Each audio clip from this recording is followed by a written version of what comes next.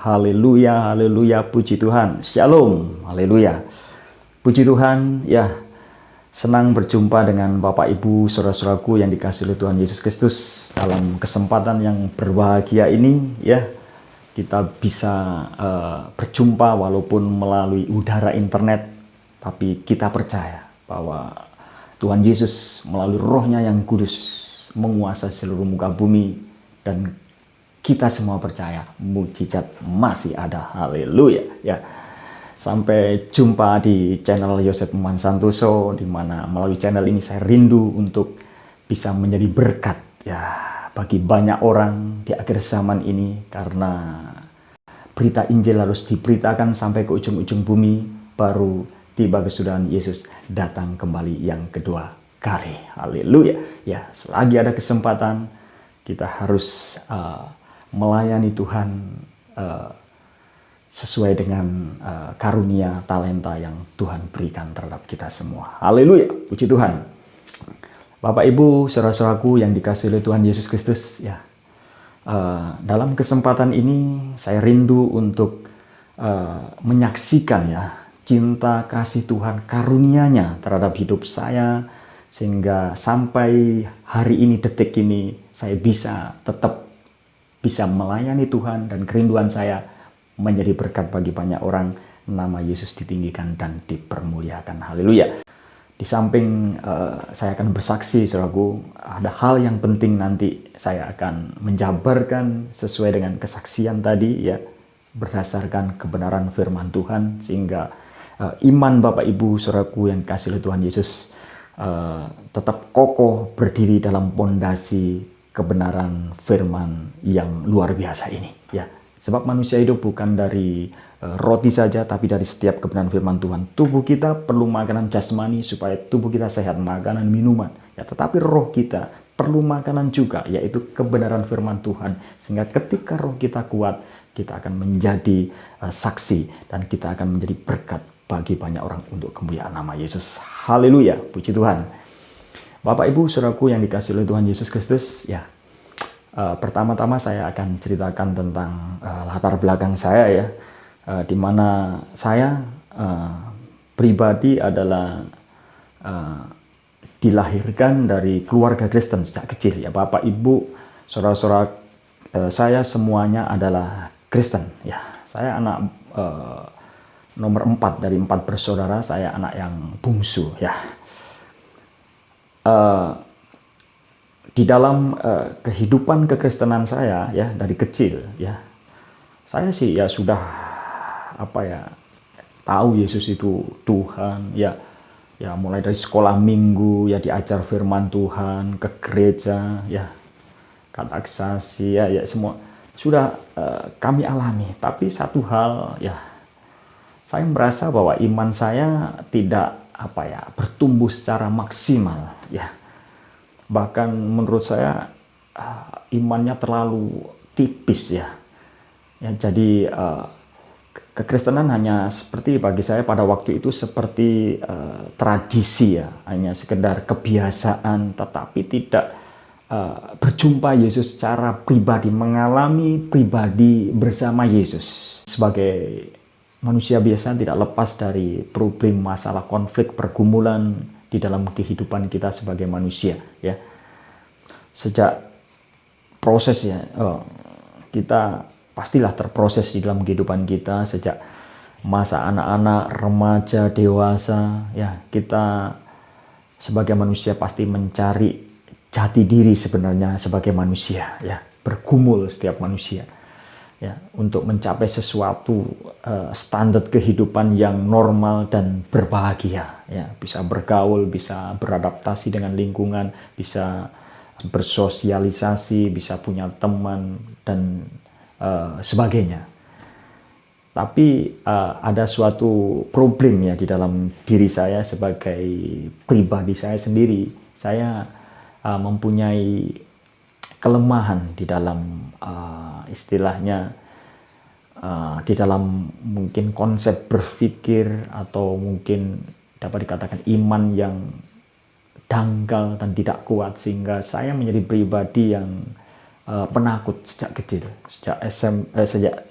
sejak SD, SMP, SMA ya, kami mengalami pergumulan-pergumulan batin yang sulit ya, tekanan di dalam ketakutan. Menurut saya ketakutan saya, setiap manusia pasti takut, tapi menurut saya, bagi saya itu seperti tidak wajar ya. Saya menjadi pribadi yang rendah diri, tertutup, dan juga pemalu ya, tidak bisa bergaul, sulit bergaul dengan orang lain ya, dan tidak senang dengan sebenarnya bersosialisasi. Saya kurang suka ya, apalagi ya ada pikiran menjadi pendeta hamba Tuhan. Sama sekali saya tidak ada mimpi dan tidak punya target. Saya tidak senang, apalagi ngomong di depan orang banyak ya.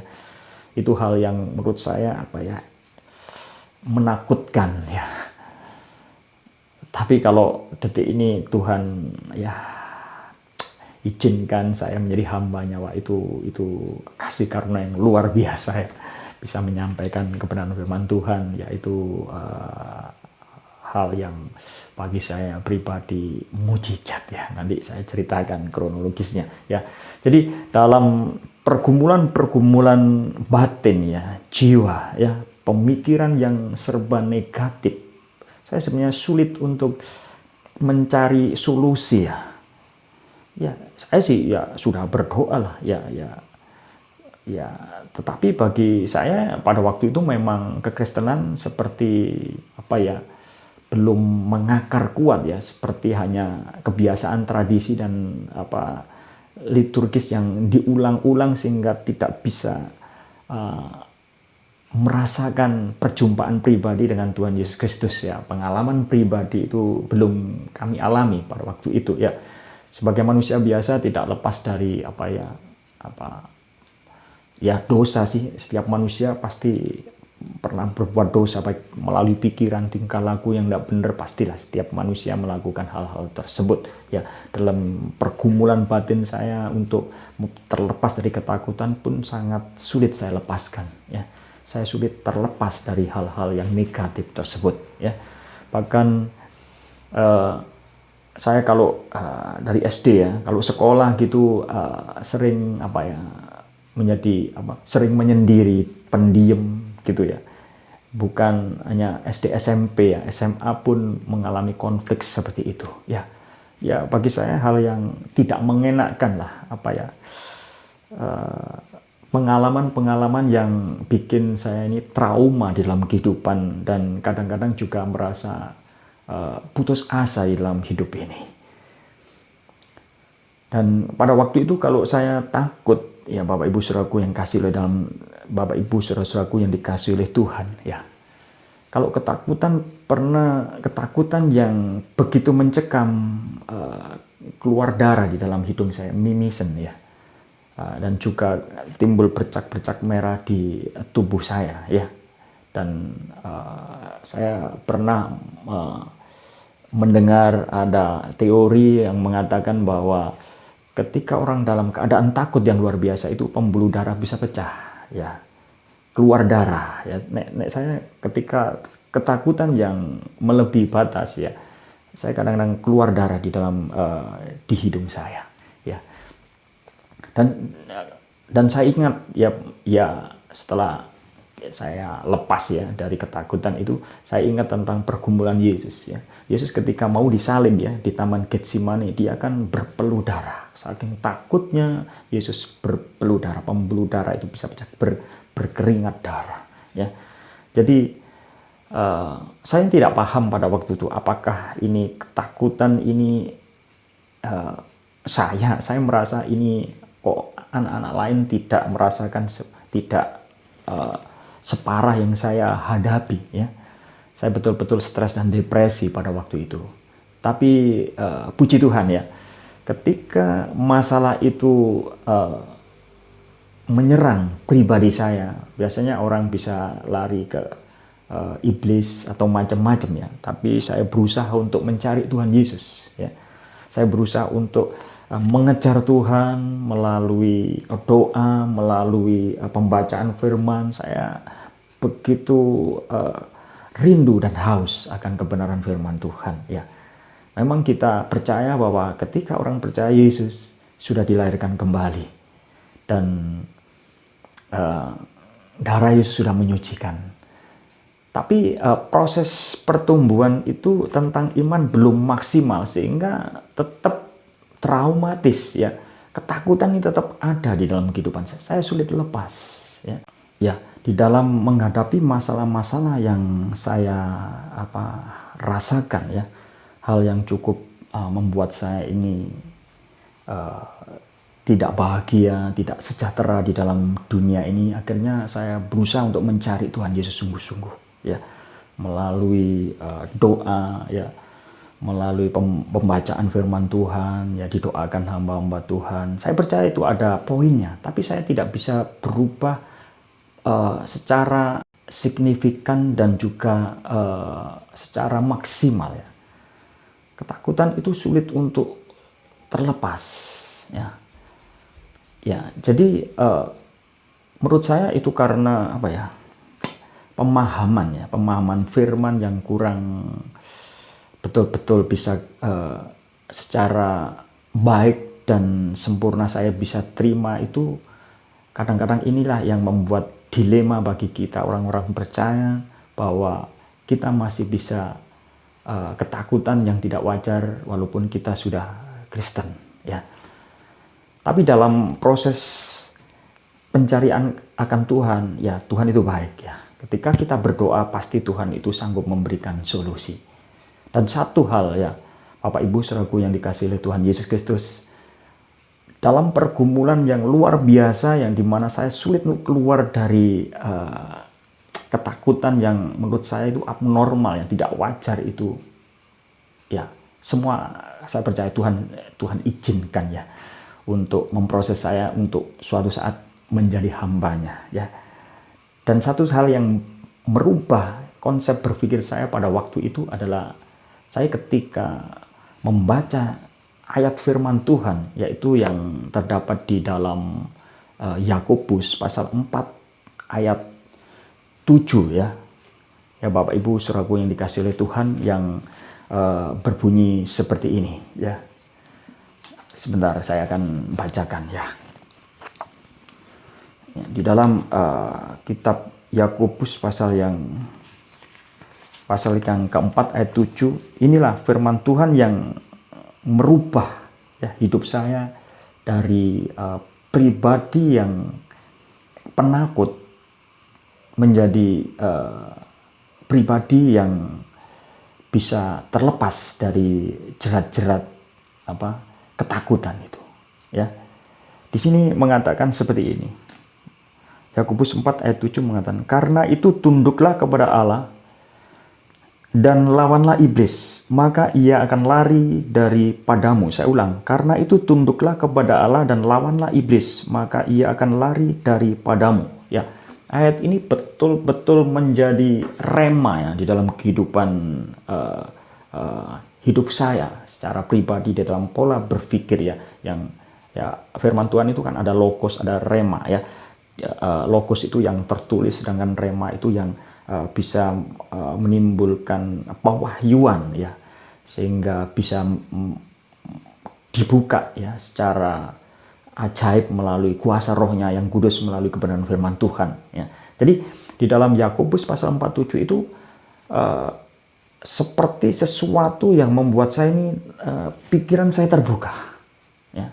Saya jelas di situ mengatakan tunduklah kepada Allah dan lawanlah iblis. Saya baru menyadari pada waktu itu ya.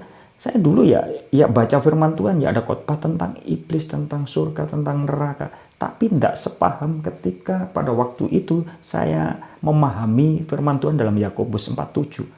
Saya berpikir firman Tuhan berkata, lawanlah iblis dengan iman yang teguh, maka dia akan lari. Pikiran saya seperti terbuka. Oh, berarti iblis itu memang sesuatu yang fakta ada dan harus dilawan. Ya. Lah, bertahun-tahun saya sebagai orang Kristen tidak menyadari ya bahwa kekuatan iblis ini luar biasa ya. Dahsyat ya.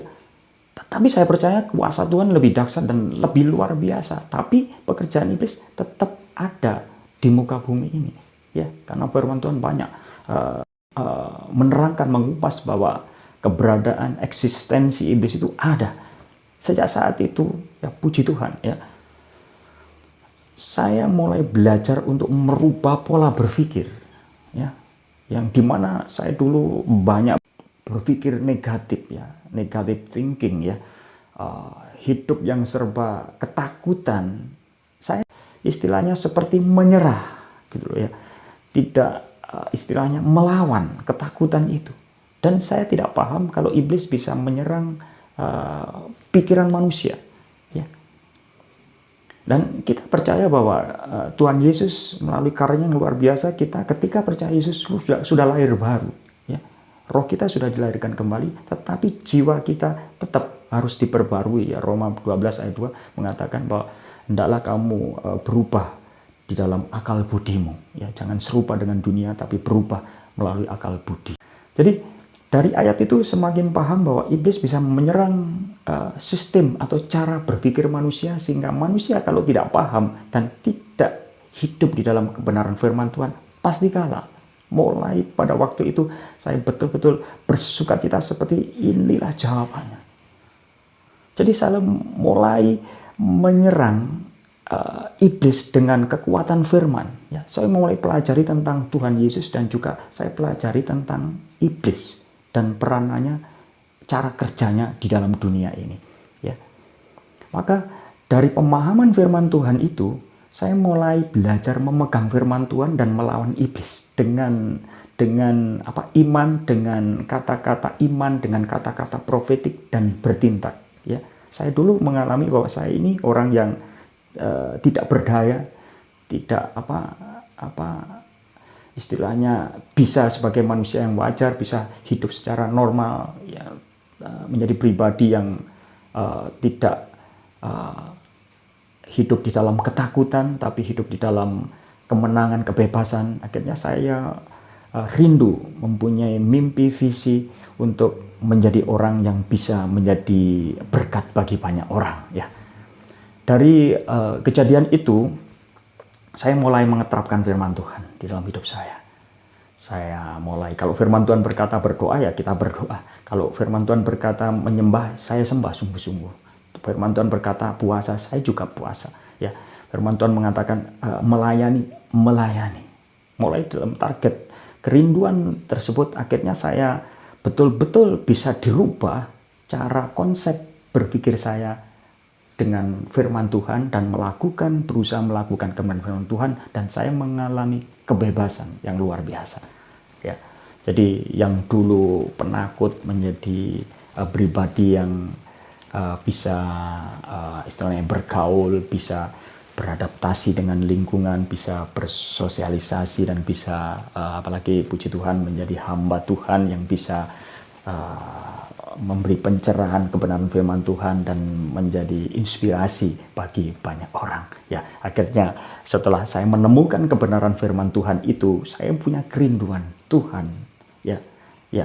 Kadang-kadang Tuhan memanggil kita ini macam-macam cara, ya. Pemanggilan Tuhan untuk kita dipanggil secara full untuk melayani Tuhan itu kita macam-macam cara, dan salah satunya cara yang Tuhan pakai, Tuhan izinkan itu saya menghadapi proses yang dari SD, SMP, SMA mengalami pergumulan yang sulit tentang ketakutan, dan Tuhan memberikan solusi melalui kebenaran firman Tuhan. Dan saya pada waktu itu saya rindu, ya, menyerahkan hidup saya sepenuhnya untuk melayani Tuhan, ya.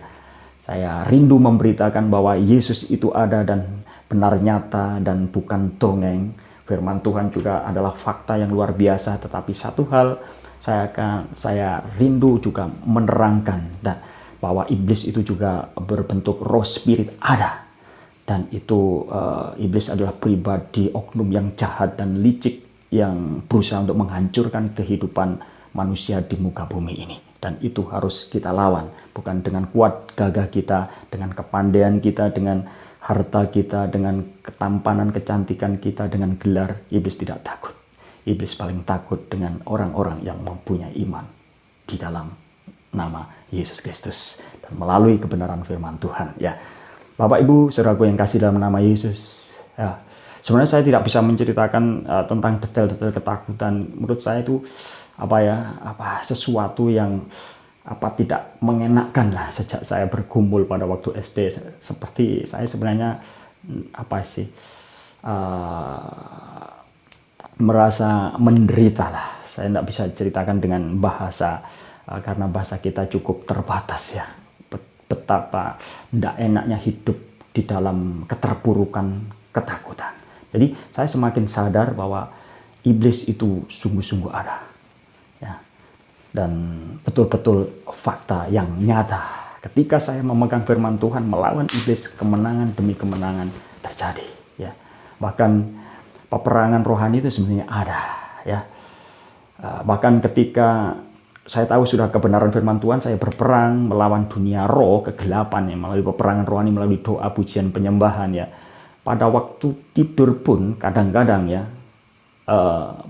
suatu hari saya terbiasa karena kita sering doa peperangan ya, pada waktu tidur pun kadang-kadang ya Tuhan mengizinkan untuk kita berperang ya. Pada waktu tidur gitu saya pernah ya di alam mimpi saya berperang melawan iblis, dan pada waktu itu saya hanya mengatakan darah Yesus ya. Iblis menyerang ya, terus saya berbahasa roh pada waktu itu ya. Tetapi ketika saya bangun ya, keluarga mengatakan, Papa tadi kok di dalam tidur mimpi apa ya. Keluarga dengar bahwa saya sedang berdoa ya. Saya melawan iblis dengan ngomong darah Yesus sambil berbahasa roh ya. Di dalam alam dunia roh ini memang fakta iblis itu ada ya. Dan pada waktu mimpi itu saya mengalami kemenangan ya, walaupun di alam mimpi. Tapi di dalam dunia fakta pun sering ketika iblis menyerang melalui apapun juga ya. Ketika kita bersandar pada Tuhan Yesus, Tuhan melepaskan ya. Jadi istilahnya musuh kita bukan darah dan daging, tetapi penguasa-penguasa di udara, roh-roh jahat di udara, penghulu-penghulu di udara, yaitu Efesus pasal 6. Ya, jadi iblis kepingin nyerang, kita lawan dengan iman, pasti kita akan mengalami kemenangan. Ya, kita hancurkan kekuatan musuh di udara ini melalui kebenaran firman Tuhan. Haleluya.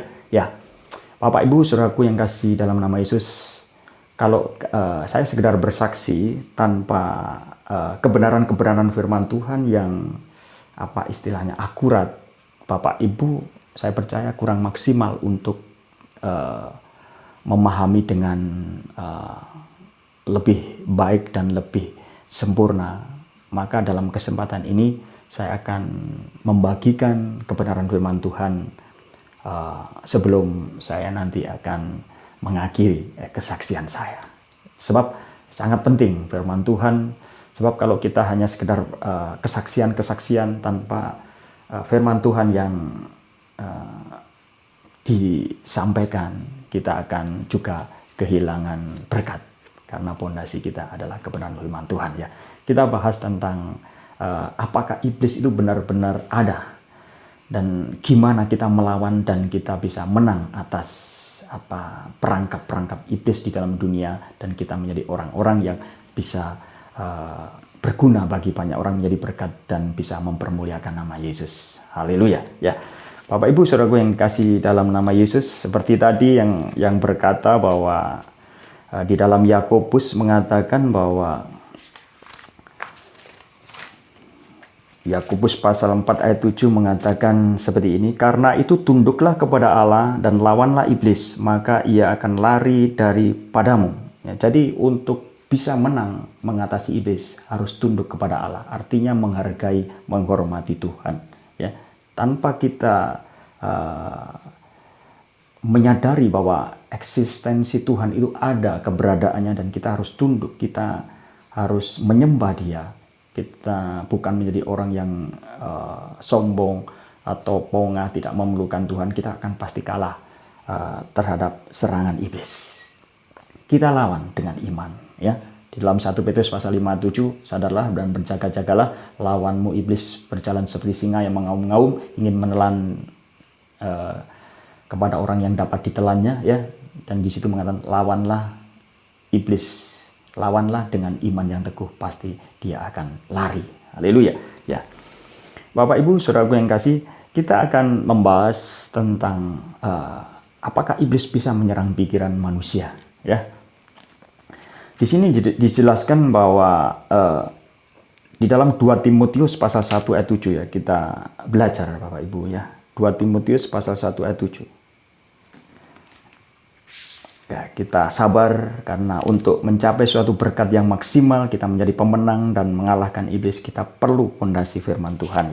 Ya, firman Tuhan di dalam 2 Timotius pasal yang pertama ayat ke-7 mengatakan seperti ini. Sebab Allah memberikan kepada kita bukan roh ketakutan, melainkan roh yang membangkitkan kekuatan, kasih, dan ketertiban. Ya. Di sini mengatakan jelas, Tuhan mengatakan bahwa sebab Allah memberikan kepada kita bukan roh ketakutan. Jadi dari pengertian firman Tuhan ini saya semakin paham pada waktu itu. Ya, bahwa ketakutan itu bisa berbentuk spirit, roh. Ya, saya percaya Roh Kudus itu memberikan penghiburan, kekuatan, damai, sejahtera. Tapi iblis itu bersifat roh, spirit, yang bisa juga menyerang sistem pemikiran kita, jiwa kita. Ya, karena itu bersifat spirit. Ya, jelas Tuhan mengatakan, Tuhan memberikan kepada kita bukan roh ketakutan, tapi roh yang bisa membangkitkan kasih, ketertiban. Roh Kudus saya percaya memberikan sesuatu yang positif dalam kehidupan kita. Tetapi iblis sering membuat kita hidup di dalam ketakutan. Ya. Jadi sebab Allah memberikan kepada kita bukan roh ketakutan, melainkan roh yang membangkitkan kekuatan, kasih, dan ketertiban. Luar biasa. Roh Kudus memberikan kita kemampuan, kekuatan yang luar biasa untuk menghadapi kehidupan ini. Tetapi iblis juga bisa menyentuh pikiran kita, jiwa kita, kalau kita tidak memahami kebenaran firman Tuhan dan tidak hidup sesuai dengan firman Tuhan, kita akan pasti kalah di dalam dunia yang keras seperti ini. Ya. Jadi Bapak Ibu Saudaraku yang kasih dalam nama Yesus, terus firman-firman Tuhan tadi cukup jelas mengatakan bahwa roh ketakutan itu ada dan itu bisa kita hancurkan melalui kuasa, kekuatan daripada Tuhan. Ya. Terus ada firman Tuhan lagi yang menunjukkan bahwa iblis bisa mempengaruhi pemikiran manusia. Di dalam Matius pasal yang ke-16 ayat 22 mengatakan, tetapi Petrus menarik Yesus ke samping dan menegur dia. Katanya, Tuhan, kiranya Allah menjauhkan hal itu. Hal itu sekali-kali tak akan menimpa engkau. Maka Yesus berpaling dan berkata kepada Petrus, enyahlah iblis. Engkau suatu batu sandungan bagiku. Sebab engkau bukan memikirkan apa yang dipikirkan Allah, melainkan apa yang dipikirkan manusia. Jadi, Tuhan Yesus pada waktu itu istilahnya menegur Petrus, tapi bukan Petrus saja, yang pribadi Petrus saja yang Tuhan tegur, tapi di sini mengatakan enyahlah.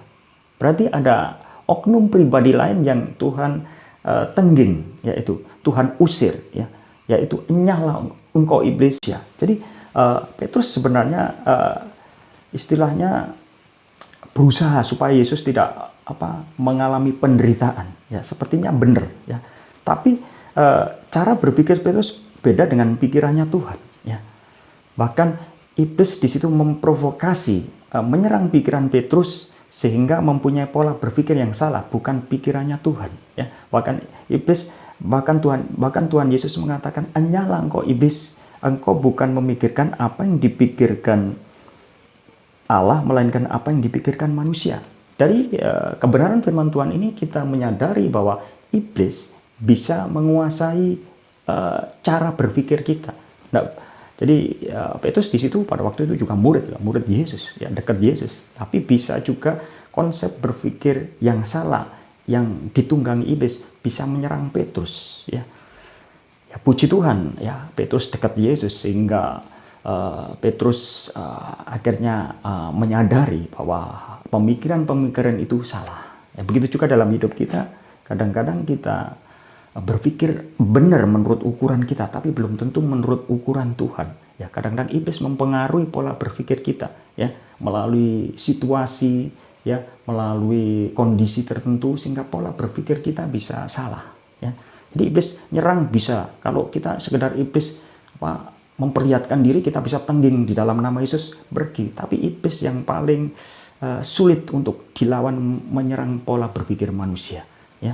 Jadi kadang-kadang iblis memakai manusia untuk menyerang pola berpikir. Mungkin dengan manusia lain, mungkin orang itu bisa menyakiti kita, menyinggung kita, sehingga kita terobsesi untuk sakit hati, dendam, atau marah, atau tidak mau mengampuni. Ya, iblis bertepuk tangan, karena pada dasarnya pola berpikir kita sudah dibelokkan oleh iblis untuk membenci seseorang, ya.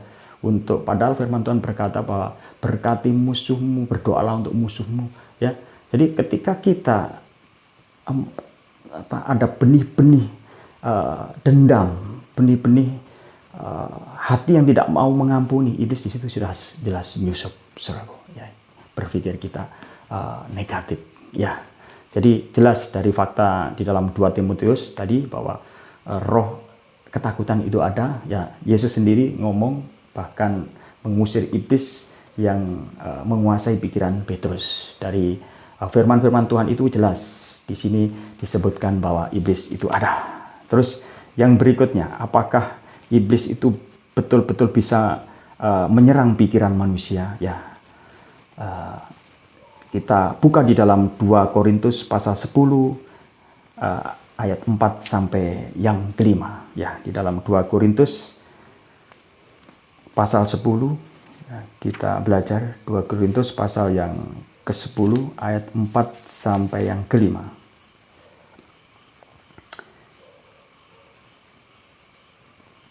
Yang mengatakan seperti ini, karena senjata kami dalam perjuangan bukanlah senjata duniawi, melainkan senjata yang diperlengkapi dengan kuasa Allah, yang sanggup untuk meruntuhkan benteng-benteng. Ayat 5, kami mematahkan setiap siasat orang dan merubuhkan setiap kubu yang dibangun oleh keangkuhan manusia untuk menentang pengenalan akan Allah. Kami menawan segala pikiran dan menaklukkan kepada Kristus. Jadi di sini pikiran kita harus ditaklukkan, ya, kepada Kristus, dan menawan, menguasai pikiran kita sesuai dengan kebenaran firman Tuhan, ya, dikuasai pikiran Kristus. Jadi musuh kita ini spirit. Kalau saudara perhatikan ayat 4, karena senjata kami dalam perjuangan bukanlah senjata duniawi. Jadi ini bukan musuh kita nggak kelihatan, nggak bisa kita lawan dengan hanya otot kita, kepandaian kita, harta kita, dan apapun juga, karena bersifat spirit, bukan hal-hal duniawi. Jadi ini bersifat juga spirit roh, ya. Dan roh harus dilawan juga dengan roh, ya. Nggak bisa dengan kekuatan kita, ya. Benteng-benteng yang menguasai pikiran manusia itu, kadang-kadang manusia tidak sadar bahwa iblis menanamkan benteng-benteng ketakutan, ya. Saya ngalami bertahun-tahun, ya, sejak kecil. Tapi ketika Tuhan buka, singkapkan rahasia kebenaran firman, saya rindu untuk membagikan ke banyak orang bahwa Yesus itu luar biasa hidup, tapi iblis itu juga ada, ya. Tapi kita percaya kuasa Yesus lebih besar. Kalau kita sungguh-sungguh mengiring Yesus dengan sungguh-sungguh hidup di dalam kesungguhan kebenaran firman Tuhan, beribadah, berdoa, sungguh-sungguh menyembah Tuhan, kita percaya kita akan menjadi umat pemenang yang luar biasa, ya. Jadi dari firman-firman Tuhan yang nanti juga saya akan sebutkan, ada lagi, ya. Di sini sudah jelas bahwa iblis ingin membuat benteng-benteng pertahanan di pikiran kita. Selanjutnya kita harus menguasai cara berpikir kita sesuai dengan pikiran Kristus, menawan, yaitu pikiran kita, menselaraskan dengan kebenaran firman Tuhan, ya. Ayat berikutnya, ya, bahwa iblis bisa menguasai cara, konsep hidup kita dan ingin membinasakan, ya. Kalau pikiran kita sudah terus dibelenggu oleh iblis, maka iblis yang sistemnya ingin menghancurkan kehidupan manusia itu jelas akan terwujud targetnya ya. Di dalam Yohanes ya. Ya Bapak Ibu, kita akan belajar firman Tuhan ya, mungkin sedikit agak banyak, tapi biarlah ini menjadi berkat ya. Yohanes 10 ayat 10 mengatakan bahwa di sini mengatakan pencuri datang hanya untuk mencuri dan membunuh dan membinasakan. Aku datang supaya mereka mempunyai hidup dan mempunyainya dalam segala kelimpahan. Jadi pencuri datang hanya untuk mencuri, membunuh dan membinasakan, yaitu iblis. Mencuri damai sejahtera kita dengan pikiran yang dirusak ya. Mencuri iman ya, istilahnya dengan ketakutan ya. Mencuri hal apapun juga di dalam kehidupan kita ya.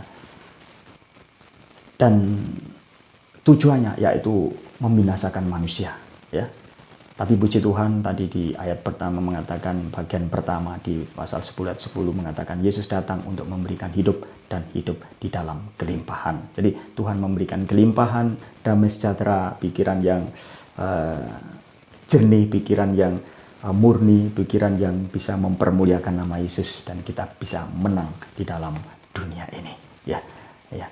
Jadi Bapak Ibu Saudaraku yang kasih dalam nama Yesus, ayat-ayat itu menunjukkan tentang eksistensi iblis yang memang pembunuh manusia sejak semula.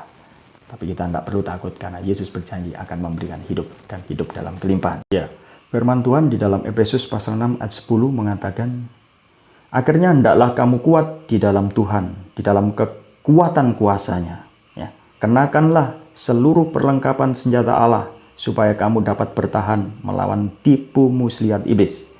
Karena perjuangan kita bukanlah melawan darah dan daging, tetapi melawan pemerintah, melawan penguasa-penguasa, melawan penghulu-penghulu dunia yang gelap ini, melawan roh-roh jahat yang ada di udara. Ya, jadi jelas, di sini jelas mengatakan bahwa musuh kita bukan darah dan daging. Ya. Musuh kita adalah bukan manusia. Ya. Jangan kita terpancing. Ya. Dengan iblis memakai ulah manusia sehingga saudara menjadi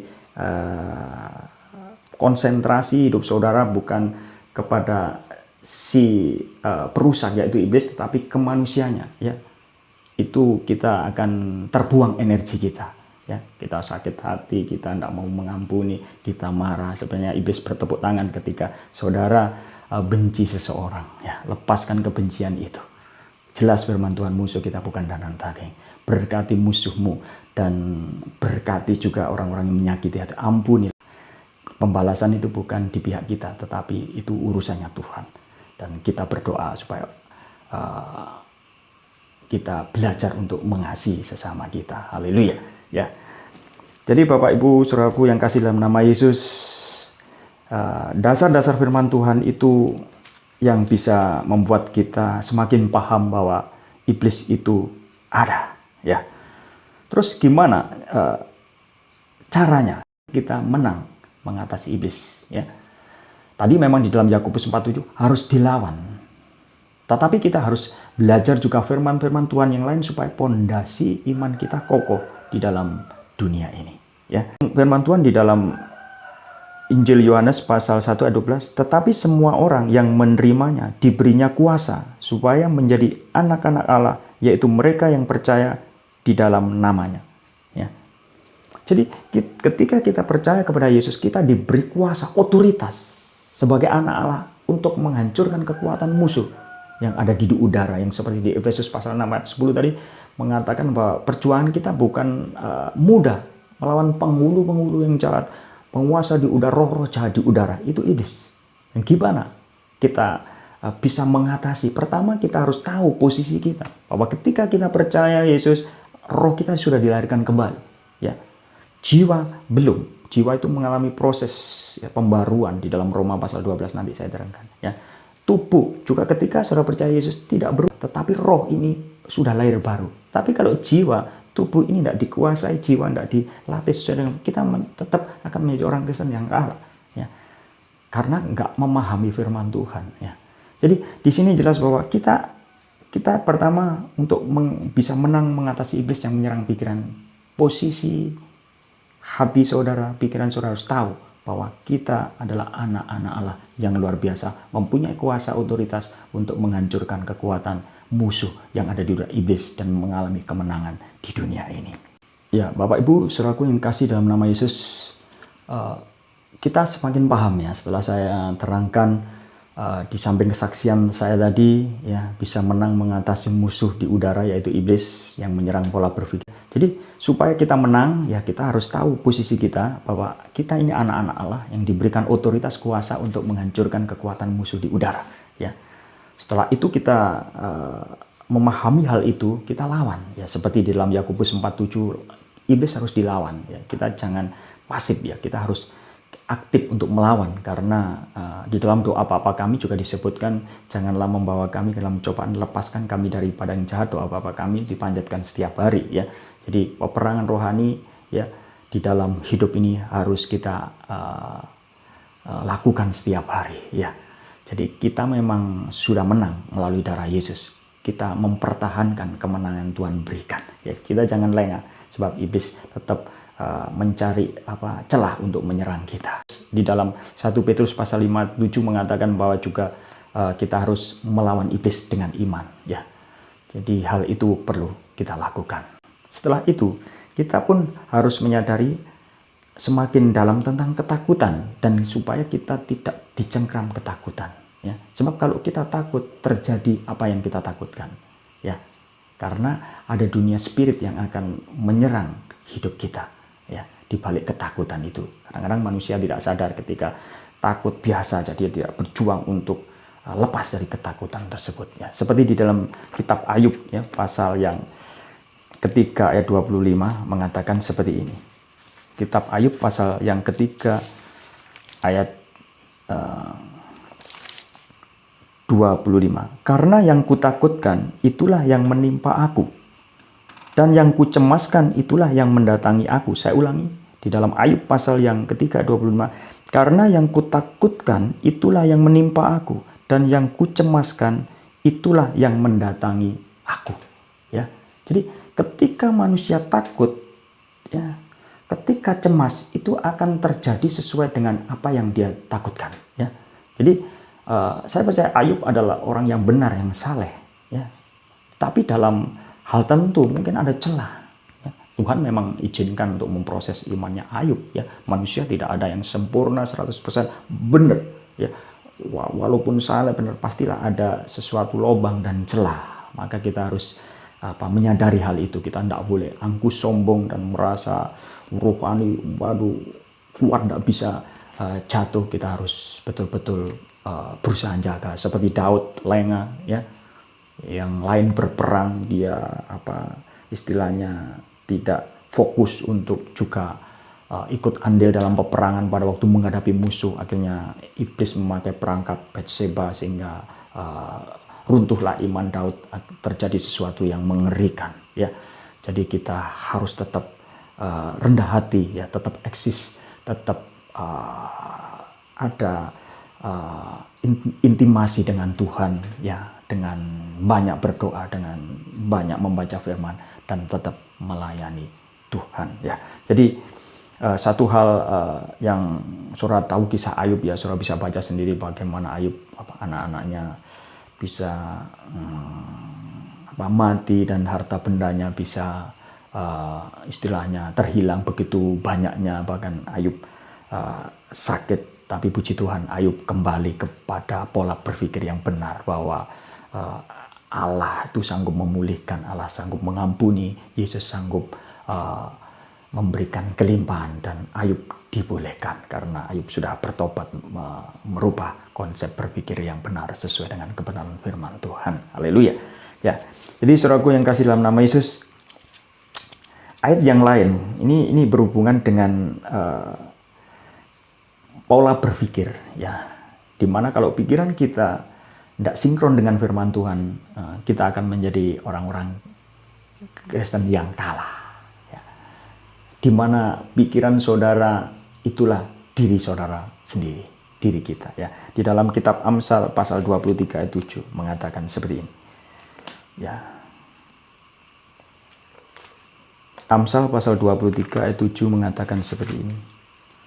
Sebab seperti orang membuat perhitungan dalam dirinya sendiri, demikianlah ia. Atau dapat dikatakan seperti orang membuat perhitungan dalam diri, memikirkan dirinya, demikianlah ia. Jadi cara berpikir terhadap dirinya, apakah itu benar atau salah, demikianlah sesuai dengan apa yang dia pikirkan. Ya. Kalau kita berpikir bahwa diri kita adalah manusia yang berharga di mata Tuhan, ya, kita diciptakan segambar serupa dengan Tuhan, kita dahsyat, kita bisa mempermuliakan hidup kita untuk kemuliaan nama Yesus, itu akan terjadi. Tetapi kalau konsep berpikir kita salah, memperhitungkan dalam diri kita orang-orang yang terus-menerus mungkin setiap hari, aku orang kalah, aku orang yang sakit, aku orang yang miskin, aku orang yang lemah, terjadi sesuai dengan perhitungan dalam diri saudara, konsep berpikir. Ya. Tapi ketika kita berpikir yang positif, yang besar untuk kemuliaan nama Yesus, Tuhan pasti tolong, Tuhan pasti bela. Ya. Jadi saya mempelajari bahwa istilahnya kita harus mempermuliakan nama Tuhan itu melalui kehidupan kita. Ya, kita jangan menjadi pribadi yang minder, ya. Jangan menjadi pribadi yang kalah sebelum berperang, ya. Jadi antara rendah hati sama rendah diri itu beda, ya. Rendah diri itu makanan empuk bagi iblis untuk menyerang manusia, tapi rendah hati perlu, yaitu kita tidak bisa apa tanpa Yesus. Kita banyak menyembah, itu tandanya bahwa kita juga adalah orang-orang pribadi yang rendah hati dan tetap melayani Tuhan. Jadi Amsal jelas mengatakan janganlah memperhitungkan diri kita yang salah. Ya, jadi perhitungan saya dan saudara yang salah tentang diri kita terjadi sesuai apa yang saudara hitung dan saudara pikirkan. Berpikirlah besar untuk kemuliaan nama Yesus, maka kebesaran itu akan terjadi. Ya. Dan ayat-ayat berikutnya yang saya percaya ini akan memberkati Bapak Ibu Saudara. Ya. Ya, Filipi pasal 4 ayat 8. Ya. Di dalam Filipi pasal 4 ayat 8 mengatakan seperti ini. Jadi akhirnya saudara-saudara, semua yang benar, semua yang mulia, semua yang adil, semua yang suci, semua yang manis, semua yang sedap didengar, semua yang disebut kebajikan dan patut dipuji, pikirkanlah semuanya itu. Ya, jadi ini sesuatu yang positif yang Tuhan ajarkan. Berarti pikiran itu penting. Ya. Kalau pikiran kita serba negatif, mulai bangun tidur kita pesimis, menjadi orang-orang pribadi yang merasa kalah, ya kita akan menjadi orang-orang Kristen yang kalah. Tapi berubahlah dengan cara pikiran Kristus, pikiran firman Tuhan dan pikiran positif. Maka apa yang saudara pikirkan terjadi. Ya, pikiran positif akan mempengaruhi iman kita, tapi pikiran-pikiran negatif yang tidak sesuai dengan firman Tuhan, kita akan kalah dan digerus, dirusak oleh roh, ya, bersifat spirit iblis.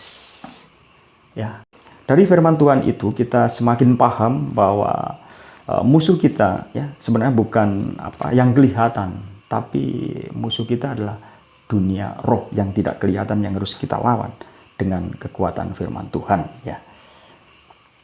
Kita buka lagi firman Tuhan di dalam Roma pasal 12 ayat 2. Roma pasal 12 ayat yang kedua. Ya. Saya percaya, ya, firman-firman Tuhan walaupun sedikit agak panjang dan banyak, ya, kita tidak akan pernah rugi loh. Kalau pengetahuan kita firman Tuhan banyak, semakin banyak celah-celah iblis untuk nyerang pikiran kita akan semakin dipersempit dan biarlah tidak ada celah karena kita banyak diisi oleh kebenaran firman Tuhan. Haleluya. Roma pasal 12 ayat yang kedua. Janganlah kamu menjadi serupa dengan dunia ini, tetapi berubahlah oleh pembaruan budimu, sehingga kamu dapat membedakan mana kehendak Allah yang baik, yang berkenan kepada Allah dan yang sempurna. Ya, di sini ada sesuatu yang positif di ayat bagian terakhir yang di sini mengatakan sehingga kamu dapat membedakan mana kehendak Allah. Jadi kita dengan pikiran Kristus, dengan pikiran yang sesuai dengan firman Tuhan, kita bisa melakukan yang sesuai dengan kehendak Tuhan di dalam hidup kita, dalam pelayanan kita. Terus yang baik, yang excellent, yang terbaik kita alami. terus yang berkenan di hati Allah, yang sempurna. Ini sesuatu yang positif, yang Tuhan rindu untuk teraplikasi dalam kehidupan kita orang-orang percaya. Tapi problemnya lagi, ya, itu orang Kristen tidak akan mencapai posisi yang maksimal itu kalau pikirannya seperti pikiran orang duniawi. Ya, kita lihat bagian yang pertama di ayat kedua. Janganlah kamu menjadi serupa dengan dunia ini, tetapi berubahlah oleh pembaruan budimu. Ya, jadi pikiran kita, budi, ya, akal budi kita harus dirubah. Jangan seperti orang dunia berpikir. Ya, orang dunia berpikir yang serba negatif, yang serba salah, yang menimbulkan dosa. Kita sebagai anak-anak Tuhan harus berusaha melatih pikiran kita sesuai dengan pikiran Kristus. Ya. Jadi ada transformasi, ada perubahan di dalam sistem cara berpikir kita setiap hari. Memang itu proses, perlu dilatih. Maka jadi orang Kristen harus lebih banyak membaca firman. Puji Tuhan, ya. Firman Tuhan harus saudara baca dari Kejadian sampai Wahyu habis, baca lagi terus. Ya, ketika kita merenungkan banyak firman Tuhan, ya, kita akan mempersempit bahkan mengalahkan ruang gerak iblis untuk menyerang pikiran kita. Ya, jadi saudaraku yang kasih dalam nama Yesus, jelas pembaruan budi pikiran menjadi pikiran Kristus, bukan pikirannya iblis, perlu dibaharui. Ya. Dari penjelasan saya tadi yang sedikit agak panjang, ya, tapi saya percaya akan memberkati Bapak Ibu saudara-saudaraku yang dikasihi oleh Tuhan Yesus Kristus, ya. Jadi jelas terus pikiran kita yang sudah disinkronkan oleh firman Tuhan, maka otomatis kita harus hidup sesuai dengan pikiran Kristus. Contohnya, kalau berdoa itu penting karena ini pikirannya Tuhan, kita harus mempercayai. Kita harus juga meluangkan waktu untuk berdoa. Ya. Kalau memuji menyembah Tuhan sudah banyak ditulis di dalam Mazmur, ya. Daud suka memuji menyembah Tuhan, mujizat terjadi, bisa mengalahkan Goliat karena dia intim dengan Tuhan.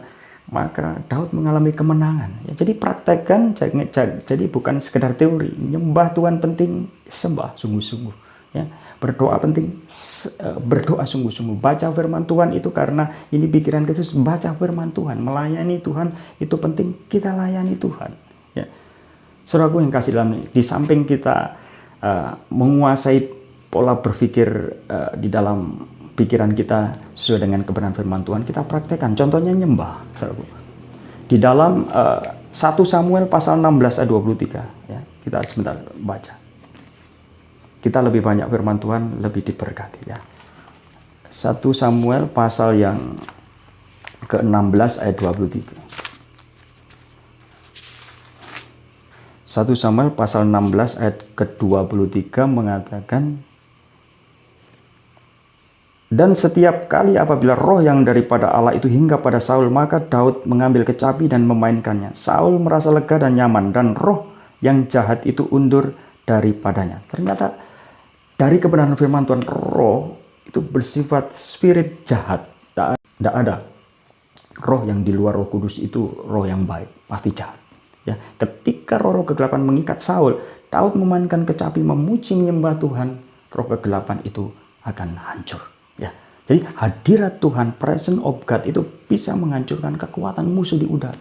Maka dalam perjanjian lama kan setiap bangsa Israel, ya, bawa tabut, ya, seperti ini, ya, tabut perjanjian ini hanya replika, ya, ini ada supaya kita hanya mengingat. Kalau kita lihat tabut ini berarti melambangkan hadirat Tuhan, tapi di dalam perjanjian baru hadirat Tuhan bisa kita nikmati ketika kita percaya pada Yesus, sungguh-sungguh menyembah, pasti mujizat terjadi. Dalam perjanjian lama ketika melambangkan tabut ini melambangkan Tuhan hadir di dalam tabut ini, maka bangsa Israel senantiasa menang. Berperang di mana ada tabut perjanjian, ada kemenangan, ya. Tabut perjanjian di bawah sungai Yordan dikeringkan, ya, tersibak. Mujizat-mujizat terjadi, ya. Ketika kita menghargai, menghormati hadiratnya melalui praise and worship, memuji menyembah Tuhan, berdoa, ya, puasa, wah, itu luar biasa, ya. Bisa mengalahkan kekuatan roh-roh di dalam dunia ini, ya. Di gereja kami yang layan itu banyak menyembah, ya. Kalau hari Jumat ketika kita doa puasa itu, ya, jam 3 sampai jam 5 itu kita worship, menyembah total 2 jam di dalam posisi puasa. Setelah itu membaca firman atau renungan, setelah itu ada doa syafaat ya, kurang lebih hampir 3 jam ya. Ibadah raya juga kami kadang-kadang tidak membatasi, kalau Tuhan gerakkan menyembah ya, kita kadang-kadang dan banyak yang menyembah hampir 1,5 jam ya, karena saya belajar tentang mengaplikasikan firman dalam kehidupan pelayanan kami ya. Jadi lebih banyak kita mengagungkan, menyembah Tuhan, itu akan membuat pikiran kita positif dan menikmati mujizat-mujizat besar. Dan puji Tuhan karena anugerahnya juga dalam pelayanan kami boleh menjadi berkat, baik pelayanan di internet, di udara maupun di darat ya, semua bukan kekuatan, kehebatan kami, semua hanya karena Yesus. Ketika saya menyampaikan kebenaran firman Tuhan, menerangkan bahwa Yesus itu baik, bahwa iblis itu sungguh ada, dan kita harus hidup sesuai dengan kebenaran Tuhan, kemenangan terjadi, maka kerinduan kami untuk menyenangkan hati Tuhan bisa terwujud di dalam kehidupan kita selagi kita di dunia ini ya. Jadi iblis harus kita lawan dengan firman Tuhan, dengan berdoa dan menyembah ya. Jadi ketika Daud menyembah, roh kegelapan yang mengikat Saul pun dilepaskan. Ada kuasa di dalam praise and worship ya. Begitu juga dalam 2 Tawarikh pasal yang ke-20 ya. Sedikit saya baca, ini sangat penting ya. Firman Tuhan di dalam 2 Tawarikh pasal yang ke-20 ayat 3 mengatakan, Yosafat menjadi takut lalu mengambil keputusan untuk mencari Tuhan.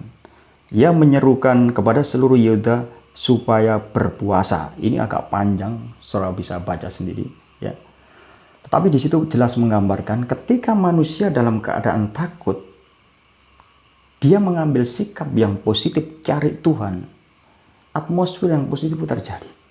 Bahkan merendahkan hati diri dengan puasa, itu kesombongan dikikis, kita berusaha untuk connect sama Tuhan ya, berdoa. Maka kalau sudah baca di dalam 2 Tawarikh pasal 2, Yosafat dan rakyatnya mengalami kemenangan ya. Musuh-musuh itu tidak dilawan secara fisik, dia memuji, menyembah Tuhan, maka musuh-musuh pada perang sendiri kalah. Dan ada jaran yang luar biasa sampai 3 hari, berkat Tuhan itu luar biasa. Iblis bisa dikalahkan. Musuh kita sekali lagi bukan darah dan daging. Musuhnya Yosafat pada waktu itu bukan musuh-musuh secara fisik manusia, tapi dunia roh, dan dilawan dengan pujian, penyembahan, maka sesuatu yang positif terjadi ya. Ketika takut, kita bukan lari meninggalkan Tuhan, tapi seperti Yosafat, ketika takut datang kepada Tuhan, dan Tuhan akan melepaskan dari ketakutan itu dan mengalami kemenangan. Haleluya ya. Bapak Ibu Saudaraku yang dikasihi oleh Tuhan ya, setelah kita mengeterapkan firman Tuhan, pertama supaya menang atas iblis, pertama kita harus menyadari ya, kesimpulannya menyadari bahwa posisi kita adalah anak-anak Allah ya. Yohanes pasal yang 1:12 kita disebut anak-anak Allah yang mempunyai kuasa untuk bisa menang mengatasi iblis ya. Di udara, penghulu-penghulu udara, roh jahat di udara, yang kita bisa kalahkan dengan kekuatan Tuhan. Setelah itu kita harus sadar bahwa Tuhan itu nyata, Tuhan itu hidup, firman Tuhan itu nyata, tapi kita juga sebagai orang Kristen menyadari bahwa iblis itu ada karena dia bersifat spirit, roh. Nah, kalau kita orang Kristen leha-leha hidup tidak sesuai dengan firman Tuhan, pikiran negatif terus sepanjang hari, kita akan kalah menjadi orang Kristen yang mengalami kekalahan bertubi-tubi. Ya, jadi sadarlah kita bahwa posisi kita anak Allah yang luar biasa, diciptakan segambar dan serupa dengan Allah yang luar biasa. Terus lawan iblis, karena saya terangkan panjang lebar bahwa keberadaan iblis itu ada, dilawan. Ya. Terus ya merubah cara berpikir kita yang positif, yaitu kalau doa penting doa, menyembah Tuhan penting menyembah, melayani Tuhan penting layani Tuhan. Ya. Dan setelah hal itu kita lakukan ya, berusaha, memang itu proses, perlu latihan, maka kita akan terbiasa untuk berpikir yang sinkron dengan firman Tuhan, sehingga kita bisa menikmati kehendak Tuhan yang Roma 12 ayat 2, yang sempurna, yang baik, yang berkenan di hati Tuhan. Ya, Bapak Ibu Saudaraku, ketika kita sudah memahami tentang hal-hal tersebut, kita tidak boleh berdiam diri. Kita harus menjadi terang, ya, menjadi garam di dalam dunia ini. Matius, ya, kita buka dalam Matius pasal 5. Ya, kita buka di dalam Matius pasal yang kelima. Matius pasal yang kelima ayat 13 sampai yang ya 16. Ya, kita buka di dalam Matius pasal 5 ayat yang ke-13 sampai 16. Kamu adalah garam dunia. Jika garam itu menjadi tawar, dengan apakah ia diasinkan? Tidak ada lagi gunanya selain dibuang dan diinjak orang. Kamu adalah terang dunia. Kota yang terletak di atas gunung tidak mungkin tersembunyi. Lagi pula orang tidak menyalakan pelita lalu meletakkan di bawah gantang, melainkan di atas kaki dian sehingga menerangi semua orang di dalam rumah itu.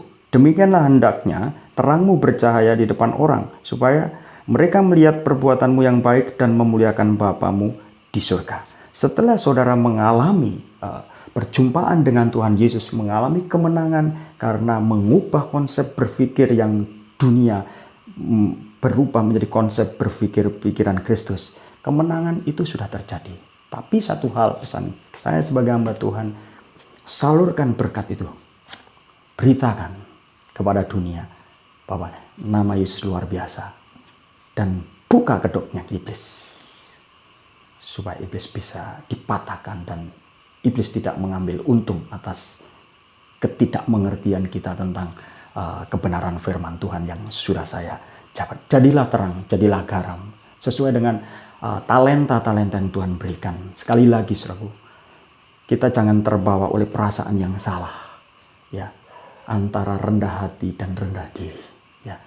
Rendah hati itu adalah kita tidak bisa apa-apa tanpa Tuhan. Tapi kalau rendah diri itu orang yang hidup di dalam ketakutan, hidup di dalam apa istilahnya mempunyai gambar diri yang salah di dalam mengeterapkan, memikirkan dirinya. Maka pribadi-pribadi seperti itu tidak akan pernah bisa maksimal untuk melayani Tuhan. Selagi masih ada kesempatan, kita layani. Ya. Di darat, di udara, kalau Tuhan sekarang memberikan fasilitas internet yang luar biasa ini, justru saya percaya bahwa kedatangan Yesus itu tidak akan lama lagi. Sebab ada firman Tuhan, Tuhan Yesus datang itu ketika Injil diberitakan ke seluruh muka bumi. Puji Tuhan, ya. Jadi kita melayani Tuhan harus berusaha semaksimal mungkin, baik di darat, di udara, ya.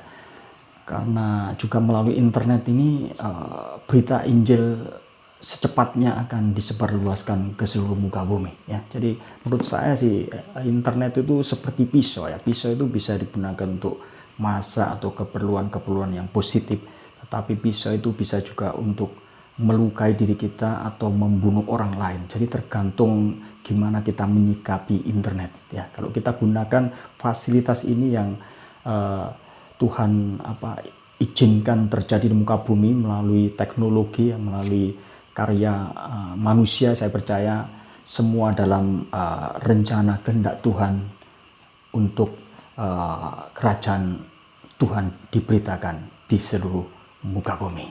Jadi bagi kita sebagai hamba-hamba Tuhan, ya, kita semualah orang-orang percaya harus menjadi garam dan terang di dalam dunia ini. Jadi orang harus merasakan bahwa garam itu, asinnya itu bisa dirasakan ketika garam itu ada di tempat yang tepat, ya.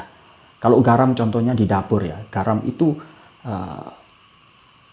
nggak ada, ya, karena nggak kelihatan, atau garam itu diletakkan di bawah meja, atau mungkin pada waktu masak nggak ada garam, padahal garam itu ada, cuman garamnya itu tersembunyi. Pasti orang tersebut tidak bisa menggunakan garam itu untuk masak, karena garam itu mungkin biasanya kalau garam ditaruh di meja atau ditulis garam. Jadi garam itu keberadaannya ada kelihatan maka bisa dipakai. Begitu juga kehidupan kita sebagai orang-orang percaya. Kita maksudnya bukan menonjolkan diri, menampakkan diri kalau kita pelayan di internet. Kita ini garam, harus orang tahu, dirasakan, ya, supaya kita menjadi berkat bagi banyak orang, ya. Jadi garam kalau tersembunyi ya tidak dapat dirasakan asinnya. Begitu juga terang, tidak bisa terang itu bisa terwujud dengan luar biasa kalau tadi ya pelita yang ditaruh di gantang ya itu tersembunyi. Kita akan nggak pernah dilihat orang dalam tanda kutip untuk melayani Tuhan. Maksud dilihat orang bukan untuk kesombongan, tetapi kita bisa tampil di dunia itu untuk menjadi berkat, ya. Jadi prinsip kami di dalam pelayanan adalah saya memegang firman Tuhan bukan apa perasaan saya sebagai manusia, kadang-kadang salah, kadang-kadang ada perasaan positif yang benar, tapi perasaan-perasaan negatif saya kikis. Dan juga pendapat manusia, pendapat orang, ya itu bagus, tapi kalau tidak sesuai dengan firman Tuhan, saya lebih baik mendengar kata firman Tuhan daripada apa kata orang. Jadi saya mempunyai prinsip dalam hidup, saya hidup apa kata firman, bukan apa kata orang. Terus layani selagi itu positif untuk kemuliaan nama Yesus, terus maju. Jangan biarkan iblis mengintimidasi kita bahwa kita orang-orang yang tidak bisa apa-apa, tidak bermanfaat, atau pikiran-pikiran negatif yang bisa mempengaruhi di dalam kehidupan dan pelayanan kita. Selagi ada kesempatan, kita melayani dengan cara apapun yang sesuai dengan kehendak Tuhan, pasti nama Yesus akan dipermuliakan dan ditinggikan. Tetap jaga pikiran yang sesuai dengan pikiran Kristus, sesuai dengan firman Tuhan, dan lawan iblis, maka kemenangan demi kemenangan akan kita nikmati sebagai orang-orang percaya. Haleluya. Amin. Haleluya. Demikian Bapak Ibu Saudaraku yang dikasihi oleh Tuhan, apa yang sudah saya jabarkan dan juga di dalam kesaksian saya yang sudah saya terangkan ya tadi ke depan, saya rindu untuk menjadi berkat ya bagi banyak orang. Ketika kita rindu mempunyai pemikiran yang positif, Tuhan berkati ya. Ya, di dalam pelayanan ya, saya dulu pas di suatu tempat saya rindu untuk mendapatkan tanah yang luas untuk gereja-gereja bisa berkumpul memuji menyembah Tuhan ya, dengan iman dan kata-kata profetik, kata-kata firman yang saya perkatakan ya, doa ya, pujian penyembahan, Tuhan berikan tanah yang luas sehingga walaupun belum ada gedungnya, kita pakai tenda-tenda bisa ngumpul banyak orang untuk memuji menyembah Tuhan. Puji Tuhan saudaraku, kalau kita setia melayani Tuhan, Tuhan pasti membuka terobosan-terobosan yang luar biasa. Dan saya bersyukur, puji Tuhan atas kasih karunia-Nya, saya bisa tetap melayani Tuhan sampai hari ini ya. Tuhan, ketika kita berpikir positif, kita bertindak berani dengan iman. Jadi iman itu bukan sekedar kita pinter mengkhotbahkan atau mendefinisikan, tapi iman itu fakta yang nyata, bisa kita rasakan, bisa dirasakan orang lain. Itulah iman yang bukan sekedar kata-kata, tapi iman seperti ada firman, iman tanpa perbuatan adalah sia-sia. Bila kita semua menjadi pribadi-pribadi yang mengenal Yesus dan hamba-hamba Tuhan yang mengenal Yesus, melayani dengan kekuatan yang daripada Tuhan, kuasa yang daripada Tuhan, sehingga nama Yesus dipermuliakan, banyak jiwa-jiwa yang diselamatkan untuk kemuliaan nama Yesus dan iblis dihancurkan. Sebelum mengakhiri program ini ya, saya akan nyanyikan sebuah lagu, biarlah ini bisa menambah kekuatan iman kita kepada Tuhan Yesus. Haleluya.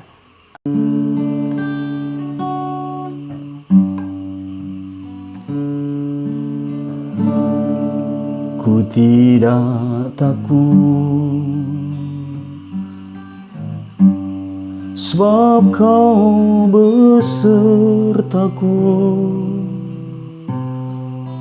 Ku tidak bimbang, sebab Engkau Allahku, Engkau meneguhkanku, bahkan menolongku. Kau batu karangku, Yesus Tuhan. Ku tidak takut, sebab Kau besertaku. Ku tidak bimbang, sebab Engkau Allahku, Engkau meneguhkanku, bahkan menolongku. Kau batu karangku, Yesus Tuhan. Yesus memegangku dengan tangan kanan-Mu. Yesus memberiku kemenangan. Yesus memegangku dengan tangan kanan-Mu. Yesus memberiku kemenangan. Yesus memegangku dengan tangan kanan-Mu. Yesus memberiku